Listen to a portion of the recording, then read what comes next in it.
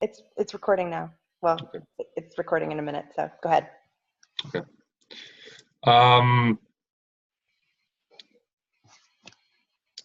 So the Icelander that was transcribing this from various translations made mistakes, or some of the things he wrote were not completely legible. And as you read various translations, the scholarly footnotes say that this is what I think based on my interpretation of it, or maybe I'm going to rearrange the stanzas a little bit based on better flow. So there is that. It's a very infallible document that we're working from. It's an example of Eddic poetry in contrast to usual skaldic poetry. You know, skalds were, we know who the skalds were, we know them as individuals.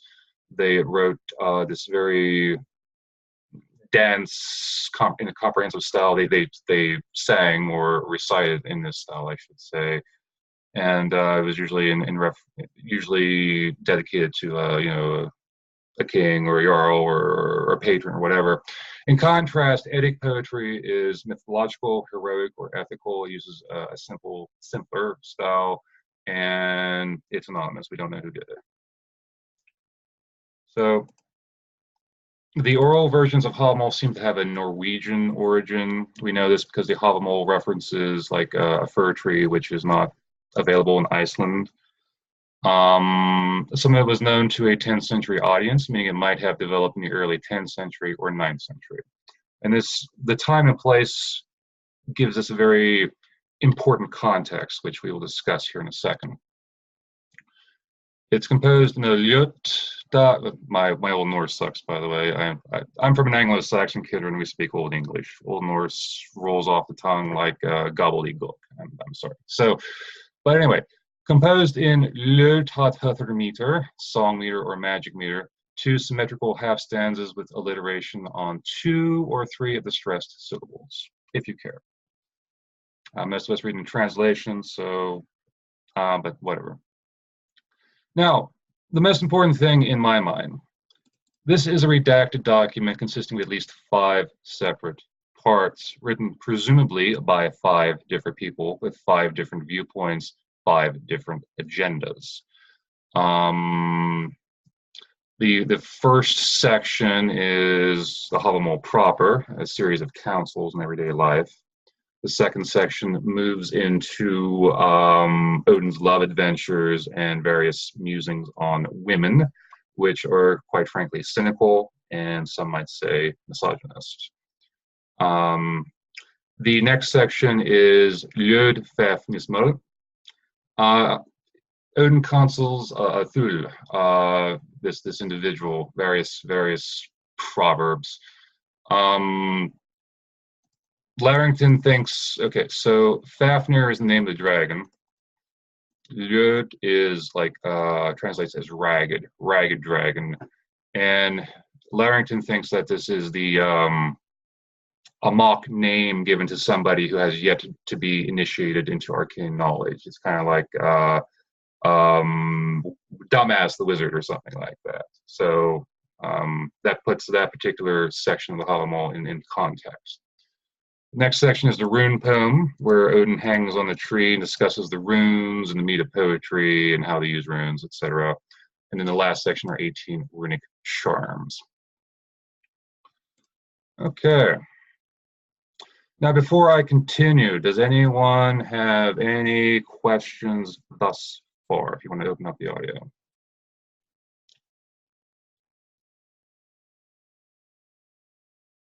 Anything? No. All right. All right. Critically to me, as I approach this, I don't know how you all approach this, but as I approach this, the Havamal is a document of a particular time and place. So that being said, what is the time and place?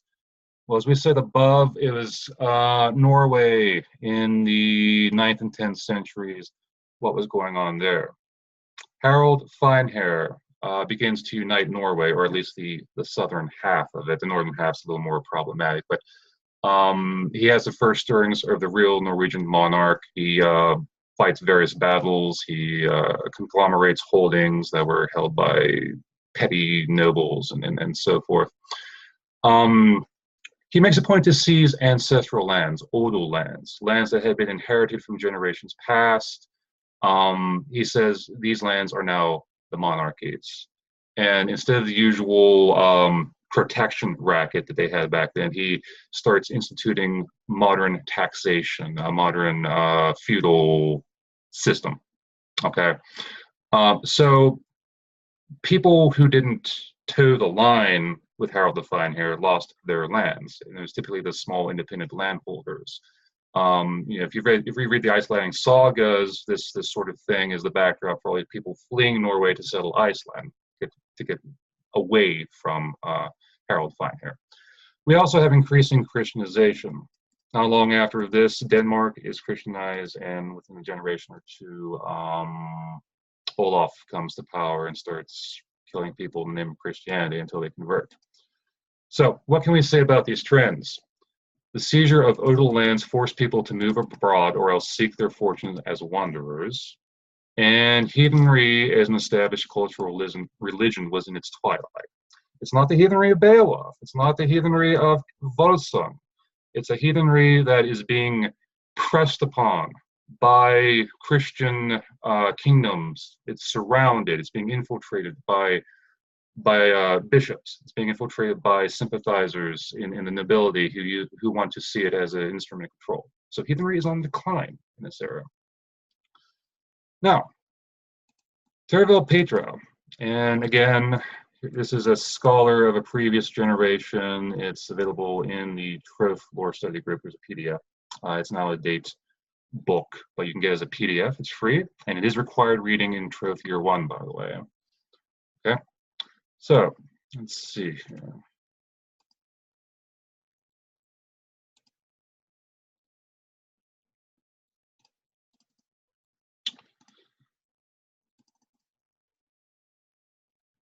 The scholar thinks that the Havamal was written by these displaced aristocrats who lost out from the Harold Finehair regime.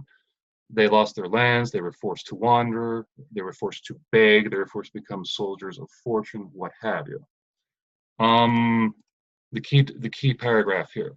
The sentiments expressed in these strophes in the Havamal are not those of men who tilled the soil under patriarchal guidance.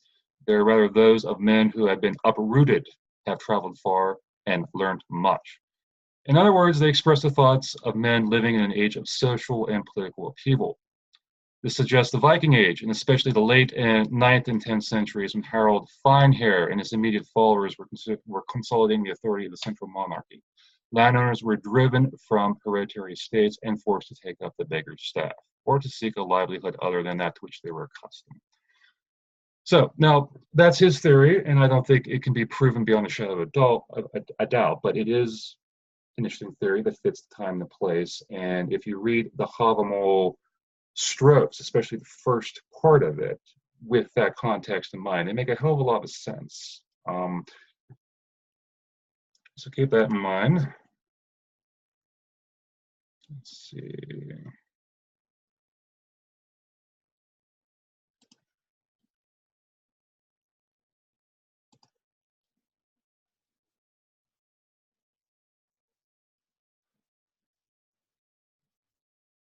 Sorry, getting a little used to this here.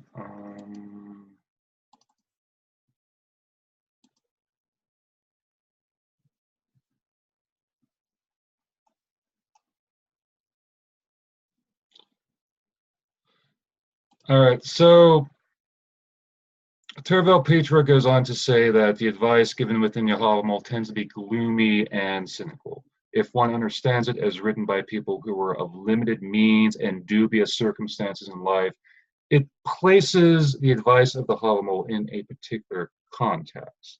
So, were the poets of the Havamal landless wanderers living in an era when heathenry was in great decline? Now, we're about to get into this in a bit, but right off the bat, what are some of your thoughts and opinions? What do you think about this theory of the social context? I turn the floor over to you.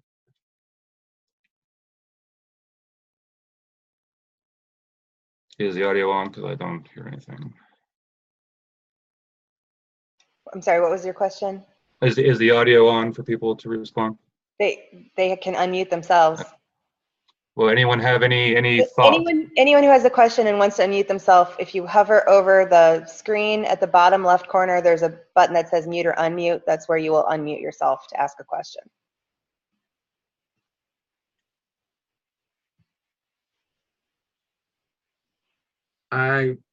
This is interesting to me, so I'm really looking forward to kind of taking a new stab at the stanzas with this in mind and trying to view it from that perspective. That's very interesting. I hadn't heard that, and for me, I mean, I don't have the Havamal well enough in my mind that I can actually think about it, but I'm really interested in looking at it from that perspective.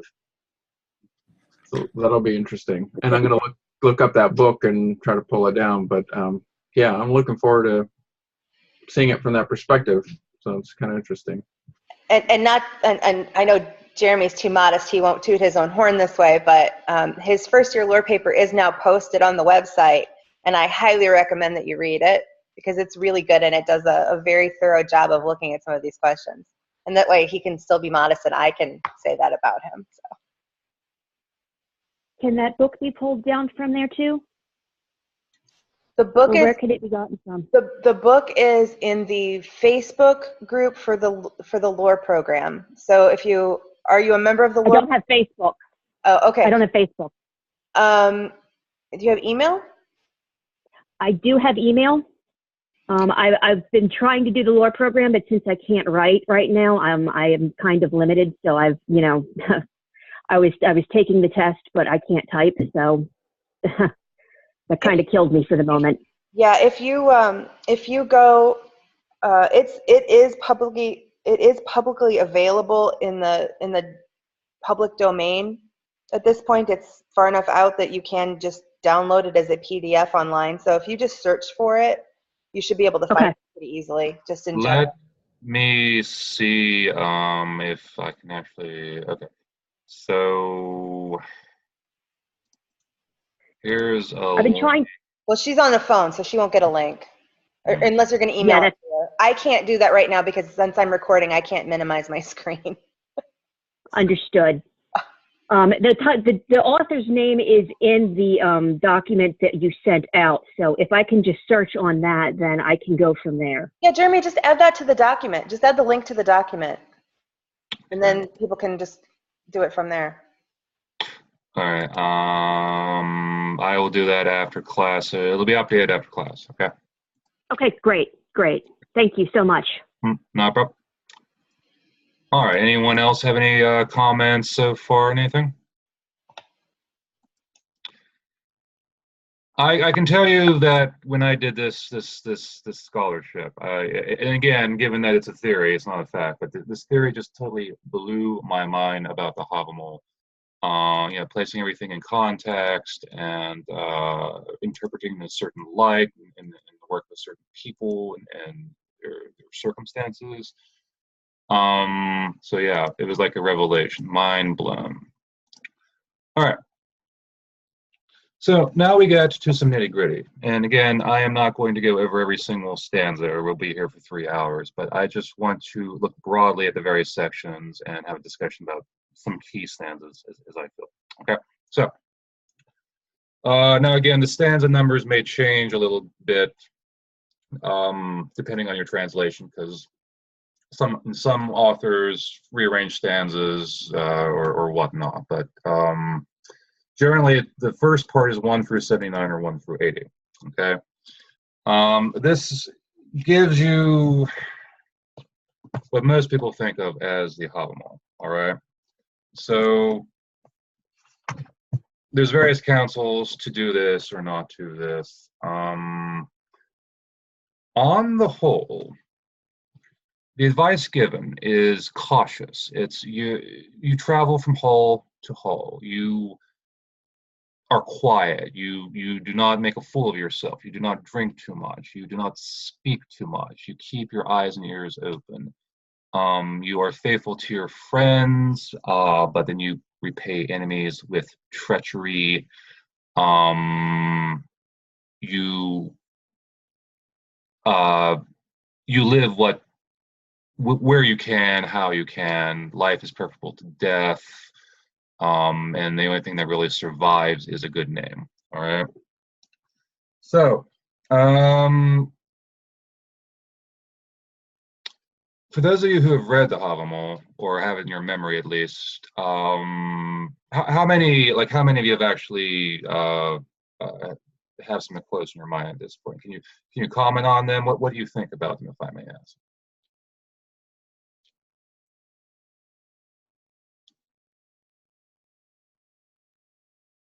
Well, I mean, I've read it a few times. I don't know if y'all can hear me. Yes. Okay.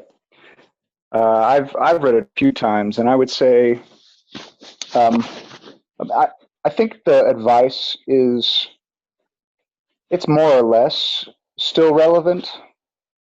I think some of it would be situational, but when you talk about things like don't accumulate possessions because if you die, it's just going to go to whoever pillaged your house, or be humble, don't blather on. Most of it is all still pretty timeless, as far as not being a fool and acting out of your own, past your own position in life. So I would say I think most of it is still pretty relevant, and is good advice to the extent that it's seen as, not that you don't nitpick it word for word, but that there are overall themes that are wisdom themes. Hmm. The thing that strikes me about the wisdom in that portion of the Havamal is that it comes from a place where you're pretty much stripped down to the actual bare minimums of survival, and when you're coming from that point, what comes out of it tends to be the kernel of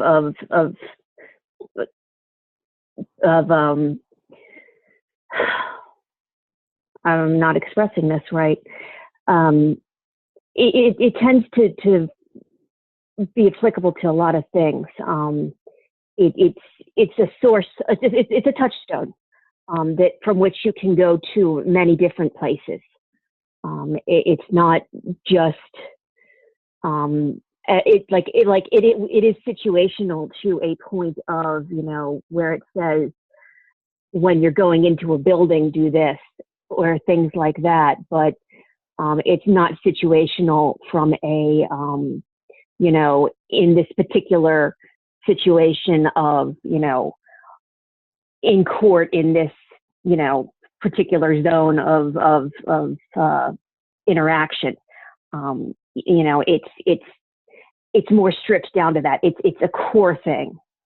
So it from that point it tends to be applicable anywhere, as long as you take it from that perspective.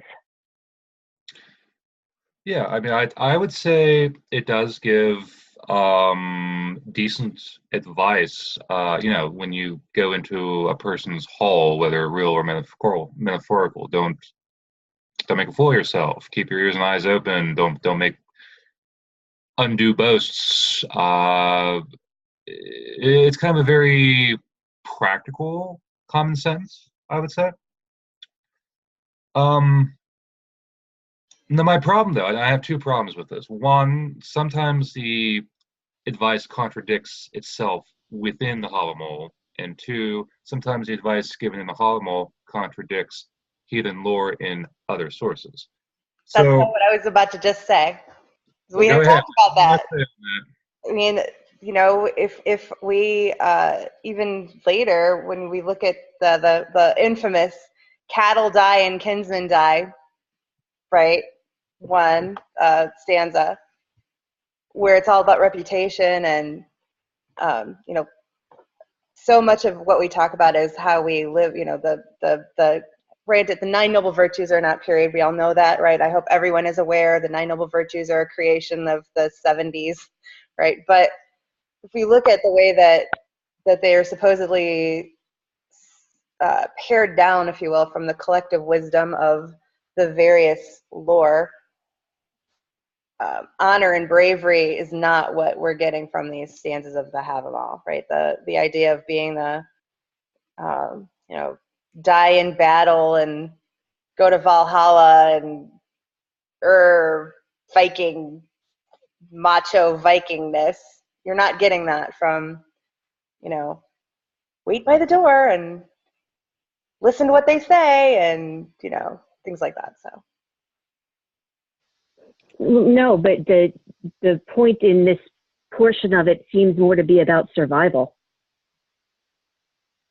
Oh, I completely agree with you that it seems to be about survival. I'm just saying that is survival in and of itself, for the sake of survival, a heathen value? What is the value of the individual life in heathen terms?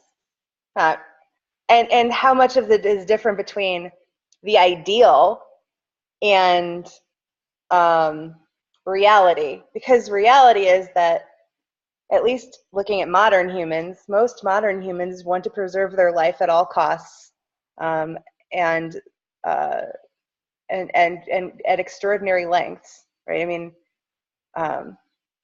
is that only modern, or is that something that our ancestors, to use that term, also felt? You know, did period heathens also want to preserve life at all costs? And you know, so how much of the heroic story is just heroic story, and how much of it is how people actually felt? And it's hard to tease that out. Well, I think part of that, you could say, has a lot to do with Odin himself. You know, his take on wisdom was a little different. He wasn't the gung ho macho warrior. He was the collector of wisdom. And that enters into a whole new workshop about, is Odin the warrior god or the wisdom god, which we'll have to have at some point here on one of these series. On the subject of survival, though, I want to segue from that to something here. I'm going to quote Larrington's translation because it's the easiest to understand and to quote. All right, so stanzas 70 and 71. It is better to live than not to be alive. It's the living man who gets the cow. I saw a fire blaze up for the wealthy man. He was dead outside the door. The lame man rides a horse. The handless man drives herds. The deaf man fights and succeeds. To be blind is better than to be burnt. A corpse is of no use to anyone. So that's the most practical wisdom of, you know, hey, stay alive. However, let's go to the Volsung saga, all right? Is everyone familiar with the Volsung saga? Story of the Volsungs and, you know, incest and all that good stuff. King Volsung is about to be betrayed by his son-in-law. His daughter Signy informs him of the plot and says, "Get out of here." King Volsung scoffs at the idea. Here's his quote, according to the author. "All peoples will bear witness that unborn I spoke one word and made vow that I would flee neither fire nor iron from fear, and so have I done till now. Why should I not fulfill that vow in my old age? Maidens will taunt my sons during games that by saying that they fear their deaths, for each man must at one time die. No one may escape dying that once, and it's my counsel that we not flee, but for our own part act the bravest." So clearly, that gets back to what I was saying, though. How much of it is, you know, the king of the Volsung, what was his name? King Volsung. Okay. How much of that is heroic figure versus Joe Schmo? You know what I mean? Like, I totally get that as a heroic figure, you're not going to fear death. And you know, there's a part of me that embraces and accepts that, yes, we are all going to die. Like, that is also common wisdom, right? But so maybe this should be somebody else's first year lore program paper, what is the difference between the heroic model versus the everyday model of the value of life? So whoever's looking for a program paper, there you go.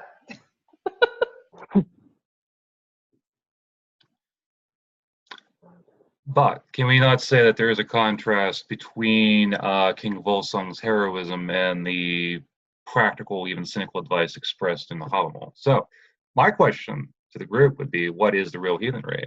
And I guess that ties into, Ms. Fuller's question there. Is her heroism the real heathenry, or is it the everyday man who just wants to go home with his skin? Yes. Michael?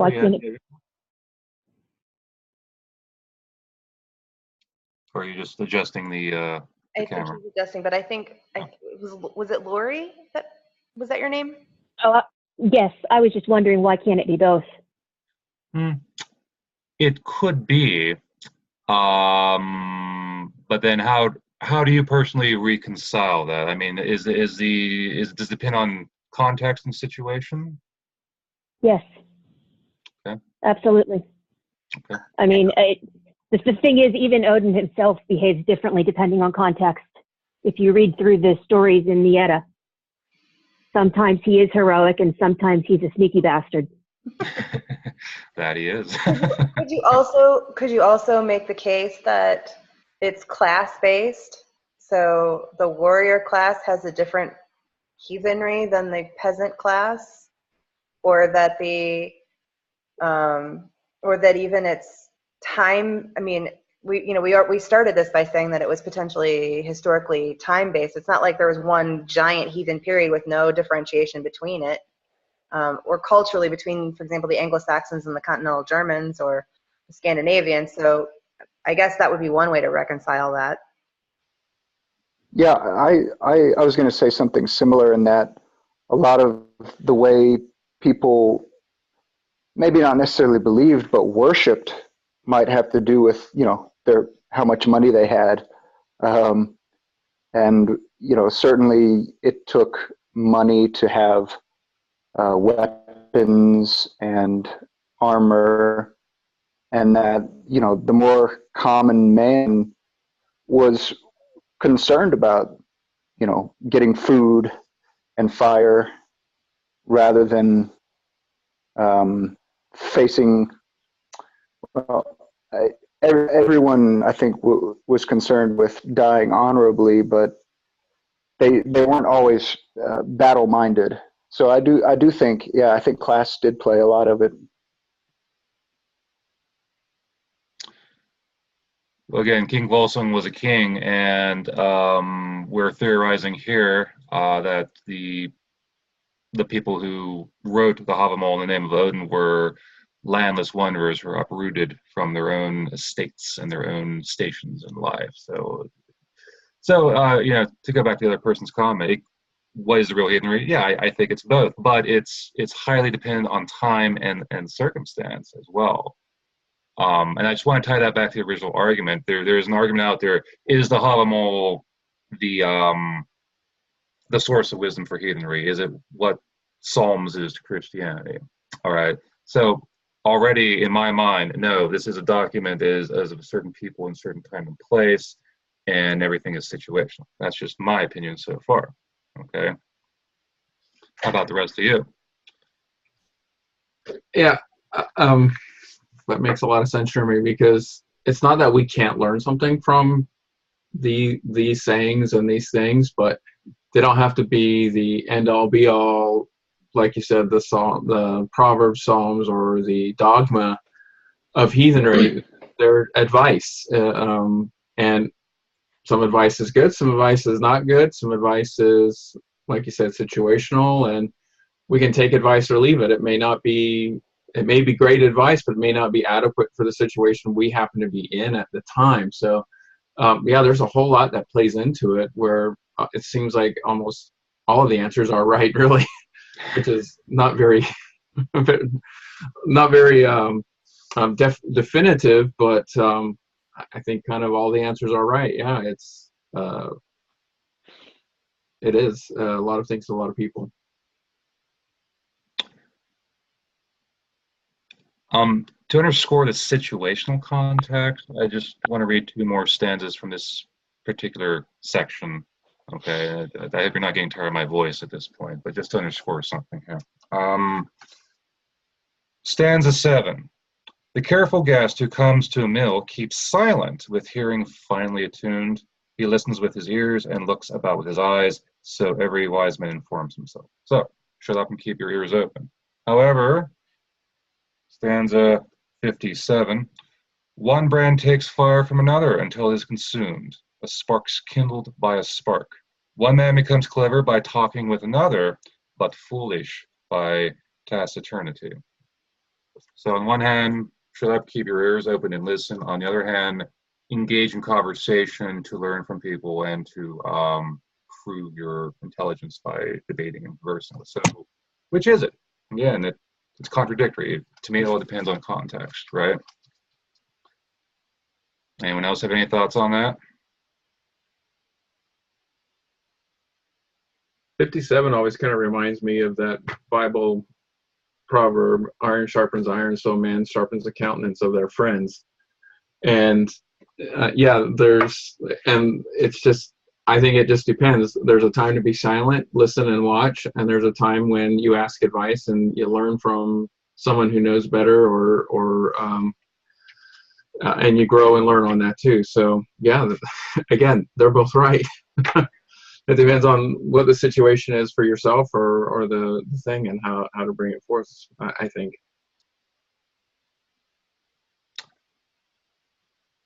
Any other comments before I move on to the second section?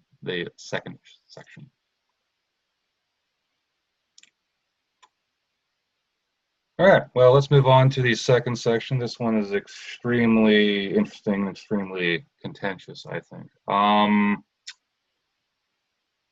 Let's see here. Let me read a quote from you. Again, forgive me for reading, but hey, this is what it is. This is stanza 84 of the Larrington translation.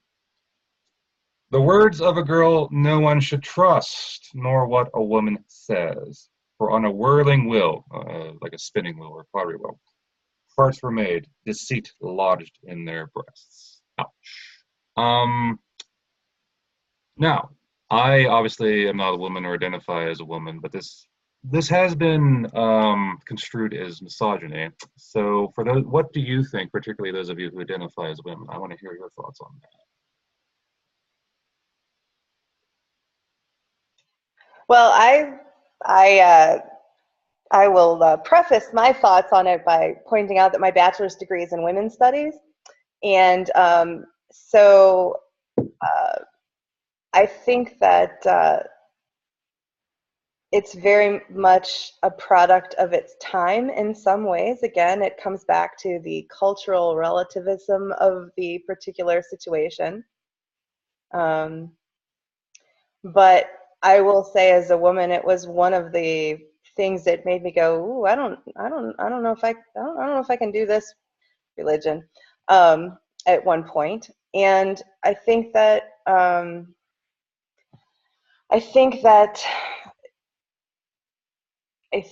I've managed to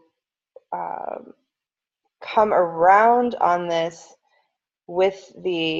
as my studies have delved deeper into other aspects of that particular time and the role that women played culturally at the time that this was written. But I will say it's at least as bad as the crap in the Bible and the way that it talks about women. So it is a little disconcerting to hear. And for those of us that do identify as women and find ourselves in positions of leadership, some of them are quotes that get told to us in snide ways by people who don't think that women should have that role. And believe it or not, and I hope that you do, those people do in fact exist in modern heathenry.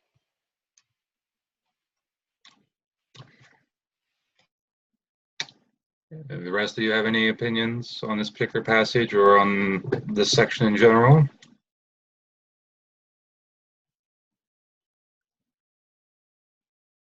pretty much said it all. It's incredibly misogynistic. It's like I wonder how much of it, because it was translated by Christians later on in the time. Like, is this because we always talk about the Eddas having a Christian influence. Mm-hmm. Is this influenced by the Christians, or was this truly felt by the people at the time? So at the same time, I could totally see it being something that the dude bro would say, and just, incredibly cynical. And do you remember the dude bro at that coffee moot that told me that I needed to be a Valkyrie and get him a beer? Yeah, and he was chatting me up because I was quiet and just listening to everyone. He was like, "Oh, you're so quiet. You must be so wise." And I'm like, I'm just listening. He's like, "Yeah, that's what women's roles should be." And I'm like, "Oh God." So, yes, we've experienced it. Most of the rest of the passage describes Odin's wooing of the giantess woman in his pursuit to get the meat of poetry. So for him, seduction was part of a larger end game. And there's other instances in the lore that support that. For example, in Grammatica Saxo, Odin has to woo a princess because only from that princess will a son arise that will avenge Balder. It's a completely different Balder myth, by the way. So as far as I'm concerned, Odin's relation to women within this context is one of gaining knowledge and power and items and such. The rest of the section is the voice of that particular poet, who does strike me as misogynist. But I can tell you, in modern heathenry, I know quite a few. I know quite a few strong women dedicated to the All-Father, and it's my personal belief, it's my UPG, that Odin is not misogynist. In fact, he makes a point to recruit strong women. That's just my take on it. And so I don't take this section of the Havamal very seriously at all. I think it is a product of a particular mind that is not in conformity with most of us and our modern values. So, any thoughts on that?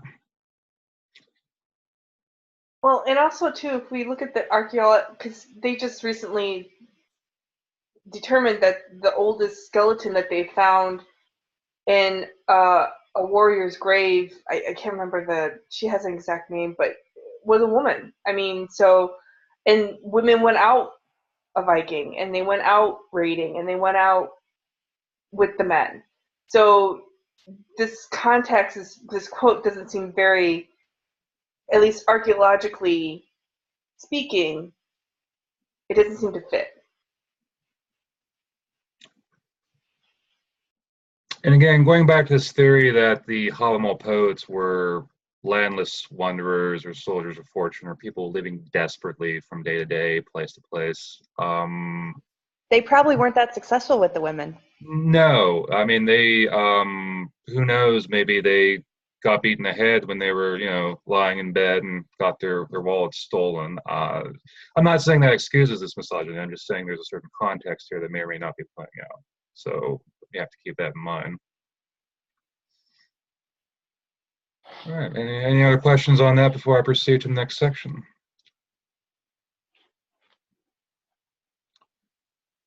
All right, well then, we go to section 3, the advice given by Odin to one Loathfafnir, Ragged Dragon. This section is usually considered inferior to the first section. It's a series of proverbs, but the proverbs themselves, here is some sage advice. I advise you, Loathfafnir, to take this advice. It'll be useful if you learn it. Do you good if you have it. Don't get up at night except to look around, or if you need to visit the outhouse. Wow, that's timeless wisdom right there. And it goes on for some time like this. I advise you, Lothfafner, to take this advice. It'll be useful if you learn it. Do you good if you have it. Never let a wicked man know of any misfortune you suffer, for from a wicked man you will never get a good thought in return. I mean, I'm not saying it's not true in certain places. It's just very, very down to earth and earthy and practical. For those of you who have read this section, what do you think about it?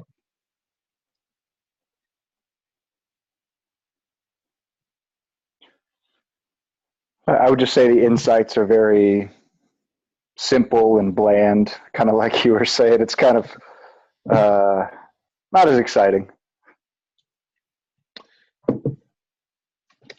Yeah, I mean, it's Thomas de Mayo, who heads the lore program. He once said of the Havamal, you should treat it like Poor Richard's Almanac rather than the Bible. And I agree with that. But when it comes to this particular section, it seems to me this isn't even Poor Richard's Almanac. This is like the advice columns in the daily paper, and Landers or something like that. That's just my opinion.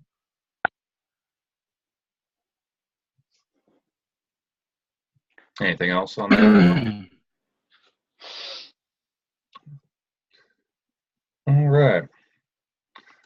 Well, now we get to the section that I personally consider the most relevant to modern heathenry. Section 4. This is Odin's famous passage where he it's been called shamanistic, whether it should be or not. I'm not getting into the politics of that because there's this whole political discourse as to whether shamanism should be applied to a Norse context. But leaving that aside, and if you're really interested in that, you should read his third-year lore program paper. Yes, everything sort of ties together like a web. Yeah, so Odin hangs on the world. That's next on my list, yeah. Yes, on your list. I was saying that's next on my list for sure. But Odin hangs on the world tree for 9 nights. In some sense, he dies. It's a sacrifice, himself to himself. He enters the world of the dead. He discovers the runes. From there, he takes the runes. Words follow words. Deeds follow deeds. He also takes a sip of the mead of poetry. He becomes the principal exponent of magic in the heathen tradition. And then, we learn in other parts he gave an eye for one draught and Mimir's wisdom. Now, the interesting thing is in the first section of the Havamal, I'll quote one passage here. So this is the first section of the Havamal. Averagely wise a man ought to be, never too wise, for he lives the best sort of life, the man who knows a fair amount. Averagely wise a man ought to be, never too wise, for a wise man's heart is seldom cheerful if he who owns it's too wise. Averagely wise a man ought to be, never too wise. No one may know his fate beforehand if he wants a carefree spirit. So the poet of the first section is very cynical. Don't seek wisdom too much; it does not bring you that happiness. The better part of wisdom is ignorance. But in the fourth section of the Havamal, the eponymous god is making a supreme sacrifice for wisdom, for magic, for power. All right. Now, what do you think about this? Is Odin's example the real path to wisdom, or is it this first gentleman's cynical restraint that, hey, too much knowledge is a burden and a bad thing? So, what do you think?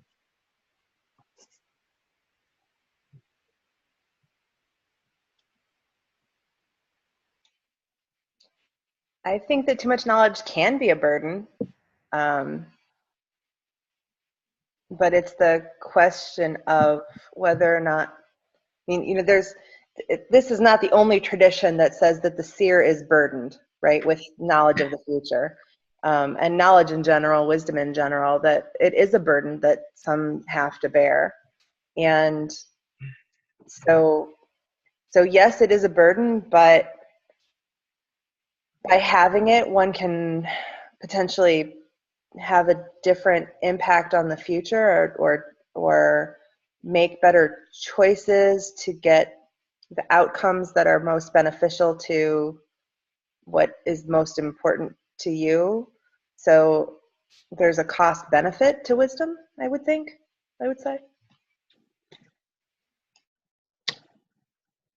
can we say that certain people or certain gods fill the burdens of knowledge are worth the costs and seek them? For example, Odin. And if we say that, then is Odin's sacrifice an example to us modern heathens to emulate, particularly if we honor Odin in any way? What would you say to that? I would say that just as there are many different gods, there are many different paths to emulate. Some people may choose to emulate the path of sacrifice for wisdom, and some people might just enjoy good food and good sex, you know. I know a lot of Vedic people that agree with you. Yeah. And I know a lot of people that emulate I mean, multiple gods and would be perfectly happy to have both. So yeah. So I think putting parameters on, this goes back to what we were saying earlier, putting parameters on this right here is heathenry, or this stanza should be followed thusly. I think, you know, saying that it's one way or it's another really takes away from the fact that it's a historical piece from a historical time. And while it's applicable, different people are going to take it different ways, and that's okay. I also want to read, Helena makes a comment. I don't think she has microphone. She said, do you think that the highest knowledge causes them to have disappointment due to the seeing of patterns people do and will make, and knowing that they cannot interfere? So are there, you know, is there other, I'm going to interpret that as, is there other pain that comes with knowing too much? Me personally, I would say yes, but I would say that Odin's not a happy fellow, but he has a role to play, especially in Ragnarok. If we take Norse mythology seriously, so he has accepted that burden, and a lot of his followers who are sworn to him would also accept that burden. But whether or not one follows him is up to their own conscience. As Michael said, there's other gods and other paths in healing, right? The comments in the early parts of the Havamal about not wanting to know too much necessarily always struck me more as a warning that if you do choose to go down this path, be aware that it could lead to some, shall we say, missed sleep. That's interesting. So it's not being cynical. It's just a woeful recognition of what's to come if you pursue the path. Is that how you would say that? Huh. Exactly. Interesting.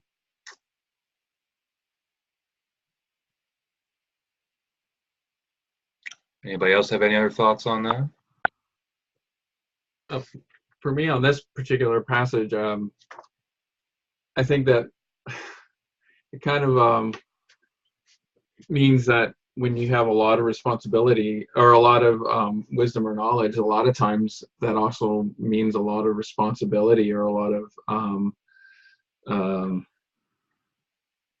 requirements of you. There's like people are going to be coming to you a heck of a lot more for things because you know things. So you have to be willing to take that on the more that you want to try to strive for knowing things. There's also responsibility to share that with other people, or to, I think anyway, to share that with other people, or to try to help let people understand things. So, and then for those who maybe aren't seeking it as much, you achieve the levels of what you can handle or what you want to deal with or what you're prepared for, and that's how that kind of works. And so that's kind of how I've always kind of interpreted that as like, okay, almost like the whole Spider-Man thing. With great power comes great responsibility. So with great wisdom and knowledge comes also great responsibility. I would agree with that. And like I said, this is for me. I mean, this is my personal opinion, not to impress on anyone. But as an Odin's man, this is the central part of the Havamal. This is what the Havamal means to me. It's a call to wisdom and a warning of sacrifice, a warning of what happens if you dedicate your life to this path. Now, I'm not saying I'm particularly wise. I'm just saying I search for wisdom where I can, and I made sacrifices. Like, for instance, 3 years of lore programs. I had to sacrifice some weekends where I could be out drinking or carousing with friends. I had to stay home and read and write papers. Okay, so there you go. Now, segueing in from Odin hanging on the tree for the runes, we have a list of 18 runic spells. Let me just briefly summarize them for you. 1 is help against accusations and anxiety. 2, healing. 3, blunt weapons of enemies. 4, release bonds and fetters of captivity. 5, stop projectiles thrown by enemies in midair. Deflect poison.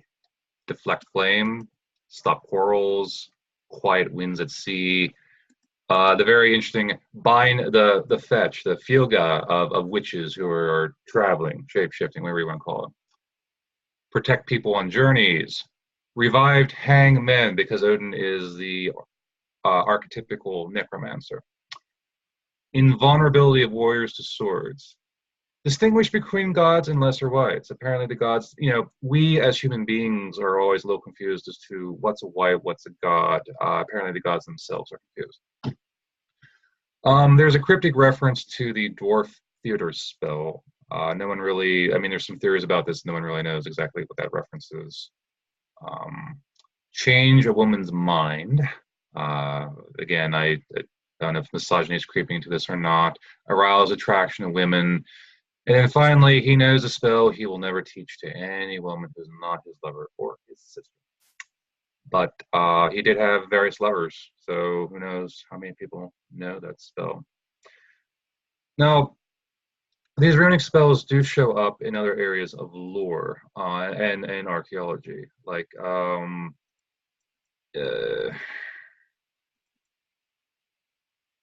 scratching runes on like tier runes on weapons to theoretically increase their power, their efficacy. So this, and we don't know exactly what these runes were. It's probably not one rune. It's probably a combination of runes. In any case, this is a medieval notion of rune magic. All right. My questions to you: what do you think of rune magic? And if the Havamal is to be an inspirational guide for modern heathenry, how does this work for us? Do any of you see yourselves as reviving hanged men with runes, for example? So, what are your thoughts and opinions?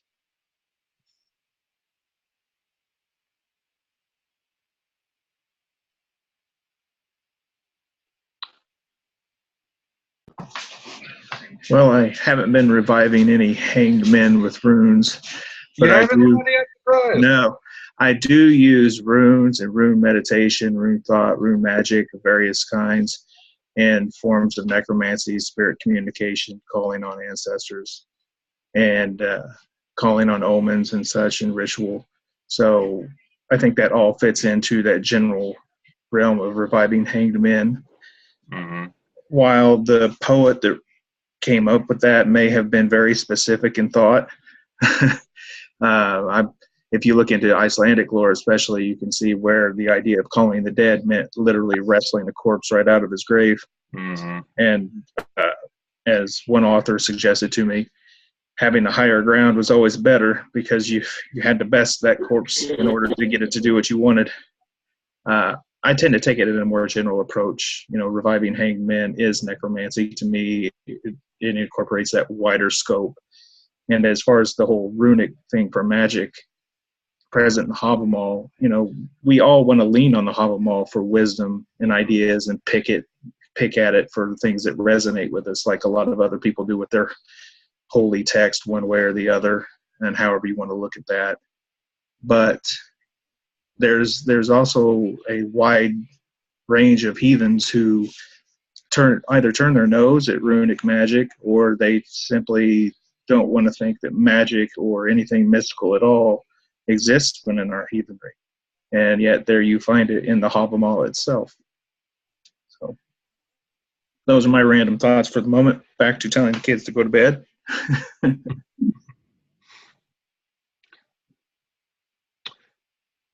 In the interest of disclosure, let me just say I have moved in circles that believe very strongly in rune magic. I believe in it myself to some extent.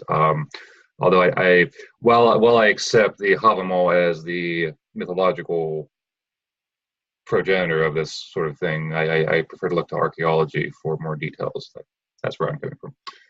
Did somebody else have any other questions though, or comments? I work with runes, and I don't raise the dead yet, but I might try someday, just to see if I can do it. But I think rune magic is very potent and important and powerful, and I think it works in many different ways with our right intent. And I haven't blocked any seas or fires or throwing weapons, but other things have happened probably on the spiritual realm, and maybe these things apply to more of a spiritual realm than a physical one, or maybe it does physical as well at some points. But yeah, I think rune magic is real, and I think it's powerful, and I think the person with the right intent and mindset and purpose behind it, I think it can be very potent and useful. Excellent. I use rune magic as well. And while I don't use it as far as dealing with the spirits, I do deal with the spirits in other ways. So, you know, from a necromancy perspective, I guess if you would call it that, then, you know, I do that too. So otherwise, everybody else already covered it.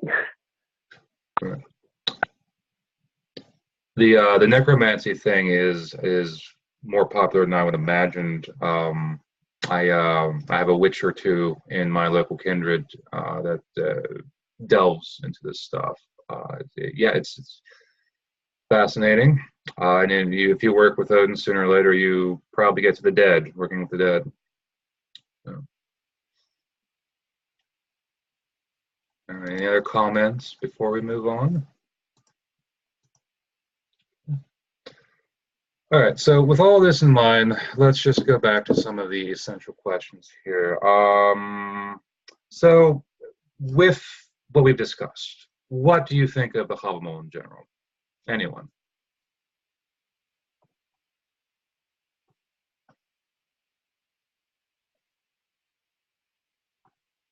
Have your opinions changed? I would say that there's a lot of wisdom that can be gleaned from it for many different reasons. But that it's nice to see that there are people who are not fanatical, that it's the holy book of the modern heathen movement, that there are people who can look at it in a contextual way and see it as part of something that can be used from the past, but it doesn't have to define everything that is being done right now.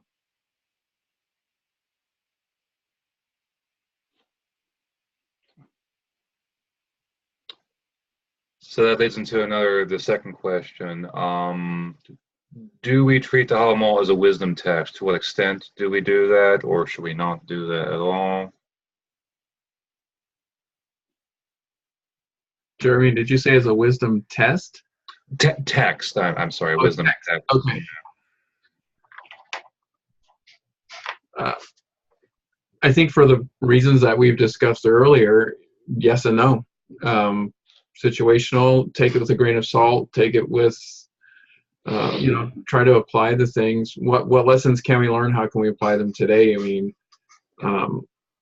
unless you're in an open carry state, you're not walking around with weapons on your hips that you need to check at the door. But our tongues can be weapons, our fists can be weapons. I mean, I think that's more about keeping your mind in a state of in control, being in control and things like that. So yeah, there's ways I think that we can take those and strip it of its literalness and glean lessons from it that are just as important to us in our society and the way we interact with others today.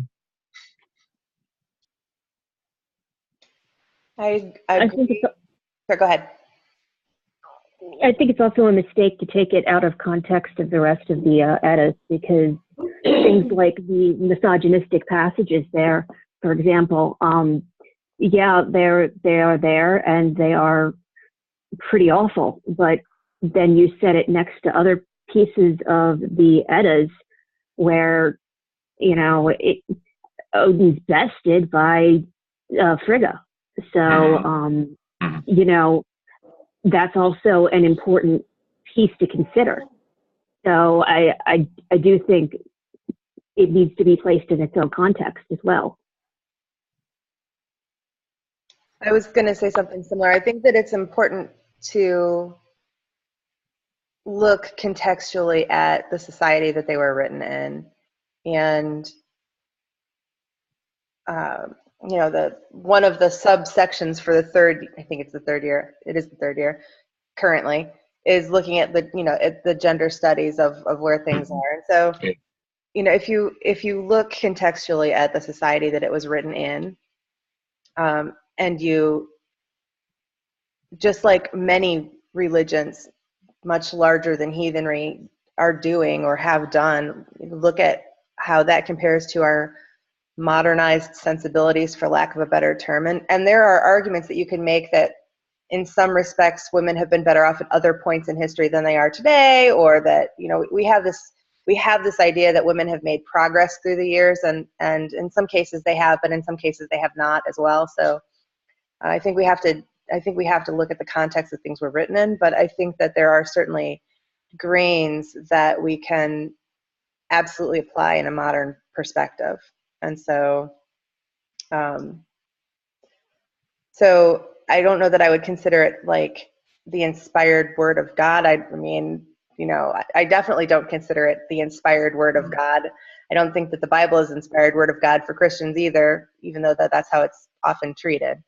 But is there a certain, I guess my approach to the Havamal and really to all of the Eddas is, what does it teach us about what heathens thought then that is applicable now?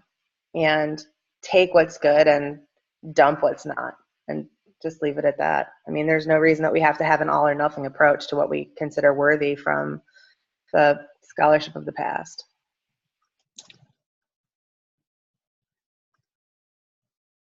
John, you were making a hand gesture. I couldn't. Okay, you were agreeing. Okay, good. So don't throw out the baby with the bathwater, essentially. Okay. All right. Now, if the Havamal was written in an era of decline by people of dubious means, are there parallels to be learned between that and modern times, when we heathens are minorities in a Christian or post-Christian culture? A lot of heathens are themselves not people of means for the most part, in my experience anyway. So we're minorities, and we're not especially well-placed minorities. Can we use the Havamal as inspiration for how we deal with the metaculture, the surrounding agriculture? What are your thoughts on that?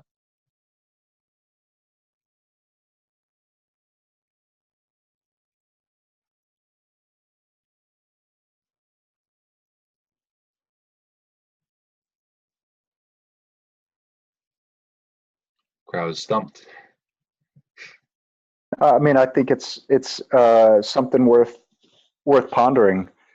If you look at society as the greater hall, so to speak, and how we should behave when we enter the hall, and there are, other people there.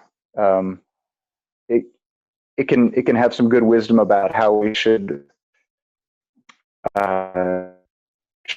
speak, or keeping our wits about us, not blathering, and things. So You're breaking up a little bit, sir. I'm sorry. It's coming a little garbled.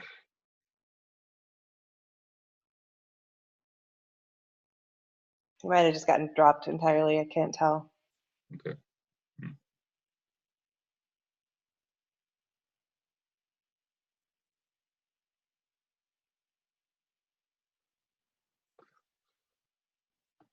Well, hopefully he'll rejoin us soon. Does anyone else have any other thoughts at all? sorry about that. No, I think it's one.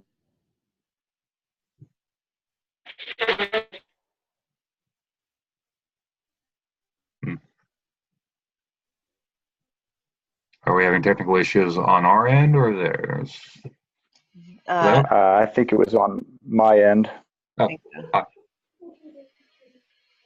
Because I can hear everybody else just fine.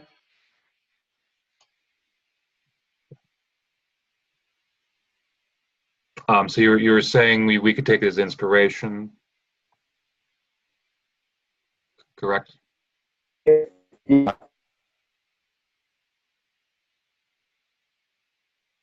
Are y'all able to hear me now?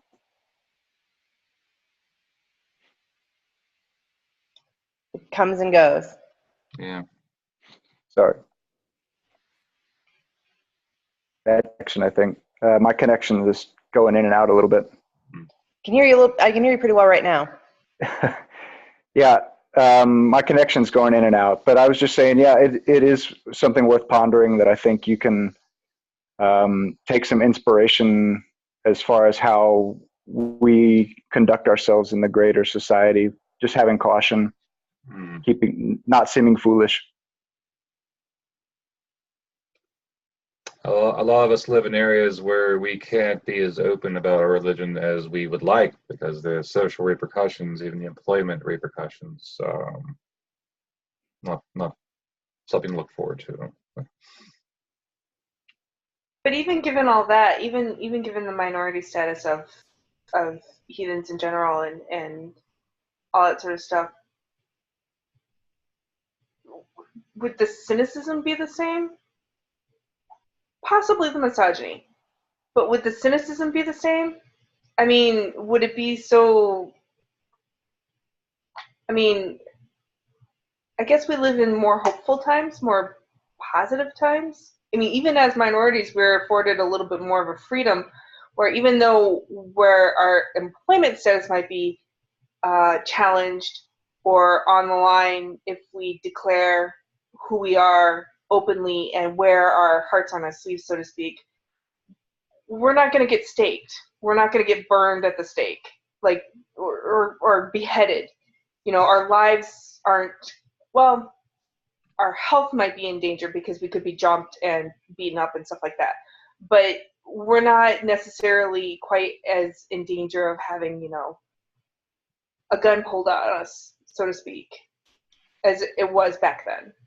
Well, at least in the sense of we have protection from the government based on religious freedom. Right. You may not have protection mob from rule is something what else. happens out in society, but you're not going to currently get thrown in jail for your religious beliefs. Probably. Right. Yeah, mob rule is something else. Mob rule is mob rule. I mean, you can't really control that. But, in terms of the government, yeah. I mean, that might change. So I'm wondering, like, the cynicism and the fear, I guess, behind that. I don't know. I don't know if that would be the same or not. I don't know if that would be a direct parallel. with now. Personally, I see some of the misogyny more as a parallel to the prejudice against the religion that some of us face right now.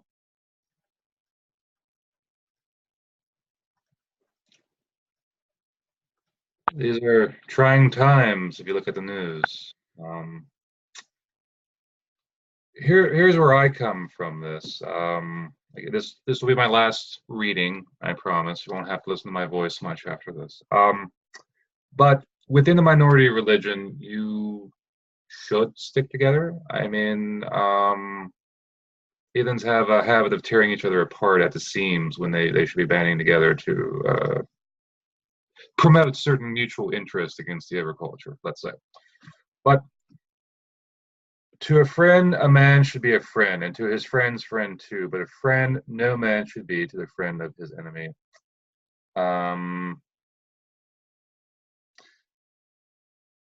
Again, concerning the one whom you don't trust and whose mind you suspect, you should laugh with him and disguise your thoughts. A gift should be repaid the like one. Keep your friends close and don't let your enemies know what you're thinking. Those are probably good advice for any age, I would think. It's my opinion. So then you answered your own question that yes, this can be used as something of a wisdom document in the modern times, but not the baby in the bathwater, I think is what we're coming back to. Well, my concluding remark in my first paper was that there is value here, but it's what we've been saying all night. It's very situational, it's very contextual. And the God who allegedly prompted this, in my experience, he's the one that wants you to think for yourself. He's not the type that get all your answers and blindly read a text. So that's where I'm coming from. I would corroborate that statement entirely with my own experience. All right. Any final thoughts or comments from anybody this evening? I think this was good, and I hope that we do it again. Well, you can thank Madam Reed's woman, Ms. Fuller over there, for facilitating this. I'm sure we'll be doing more topics. So I hope this becomes a thing, and I thank you all very much for joining us and participating with this conversation. Thank you, ladies and gentlemen. Yes, thank you everyone for coming tonight for our first online study session. We will definitely be doing this again. I'm not sure how often. I'm guessing at least once a month, depending. We're getting into that crazy time of year, so I'm looking at December dates now and early December dates before we all hit the crazy Yule time period. And I will be putting out a call for topics and hopefully finding somebody to facilitate to teach the next one, because I don't have time to do that right now, but I'm more than happy to facilitate. And I really want to thank Jeremy for all of the work that he put into preparing for tonight and for leading the discussion tonight, because I think he did a fabulous job. So I hope you all agree with that. But thank you, Jeremy. I from the bottom of my heart, thank you so much for doing this tonight. It really was very well done, and I learned a lot. And go read his papers, because all 3 of yours now are posted on the website. So awesome. And they're all very good. I've read all 3 of them at this point. They're all very good. Actually, I will say all of the lore papers that I have read from everybody in the lore program have been fabulous. And my hope is that we continue to highlight them for at least the next few months, some of the finished lore paper programs, so that we can really get a chance for people in the organization to see the amazing work that our scholars are doing. So that's my current goal. But if people have a specific thing that they would like us to discuss, then please throw it out there on the email list, and we can look if we can find a teacher to teach it. So thank you everyone for coming. And I'm going to go ahead and turn off the recording and end the meeting, because it's 10:30 my time. And I will see you all next month sometime, if not sooner. Wait, Snow, where are you going to post the recording? So the Troth has a YouTube channel, and Rob apparently trusts me with the password for it, so I'm going to post it there. Okay.